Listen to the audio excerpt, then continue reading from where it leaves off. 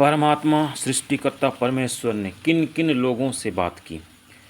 आदि में आदम और ईव से बातें की, कैन और हाबिल से भी बातें की, और 7वीं पीढ़ी में जो हनोक था उनके साथ उसने बातें की।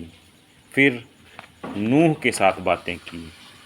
नूह के बाद परमात्मा परमेश्वर ने अब्राहम, जो कि विश्वासियों का पिता कहा जाता है, उससे बातें की। यहाँ तक कि इस्माइल की माता हजीरा से भी बात की। फिर परमेश्वर ने सीधे सीधे याकूब से भी बात की और यूसुफ से भी बात की।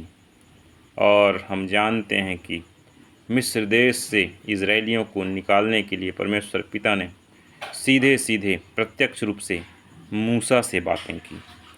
उसके पश्चात यहोशू से बातें की।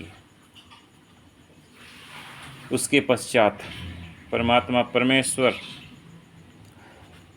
और भी लोगों से सीधे या प्रत्यक्ष रूप से बातें किया करता था। लिस्ट बहुत लंबी है, फिर भी परमेश्वर पिता अपने याजकों के साथ सीधे सीधे बातें किया करता था। लिस्ट बहुत लंबा है, इसलिए उनका नाम नहीं लूँगा, परंतु ऐसे व्यक्ति जिनसे परमेश्वर ने याजकों के अलावा सीधे सीधे बातें की, उन व्यक्तियों का मैं नाम बता रहा हूँ। और इसके पश्चात अंत में परमेश्वर ने जब अपनी सारी बातें संसार के लोगों तक पहुंचा दिया अपने नबियों के द्वारा, अपने राजाओं के द्वारा, फिर भी लोग परमात्मा परमेश्वर की ओर नहीं लौटे, उन्होंने अपना मन नहीं फिराया।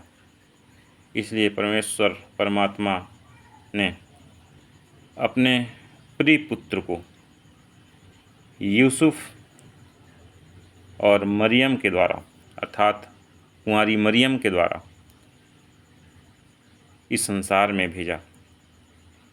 तो परमात्मा परमेश्वर ने मरियम से सीधे बातें की। उसके पश्चात जो उनका पति के रूप में परमेश्वर ने एक व्यवस्था बनाया, और यूसुफ से भी उन्होंने अपने दूतों के द्वारा बात किया। और अंत में हम ये भी देख पाते हैं कि यीशु मसीह जन्म के पश्चात अपने परमात्मा परमेश्वर से, अपने पिता से बातें किया करते थे, प्रार्थना किया करते थे उनसे। इस तरह से हम देख पाते हैं कि सृष्टिकर्ता परमात्मा परमेश्वर अपने भक्तों से सीधे सीधे तौर पर बात किया करते थे। यदि आप लोगों ने ये जान पाया कि सृष्टिकर्ता परमात्मा परमेश्वर मनुष्यों से बातें किया करते थे, और ये बिल्कुल सच्ची घटना है, सच्ची बातें हैं। इंजील में, पवित्र शास्त्र में ये बातें लिखी गई हैं, जो कि परमेश्वर परमात्मा ने ही अपने भक्तों के द्वारा, अपने नबियों और राजाओं के द्वारा लिखवाया है।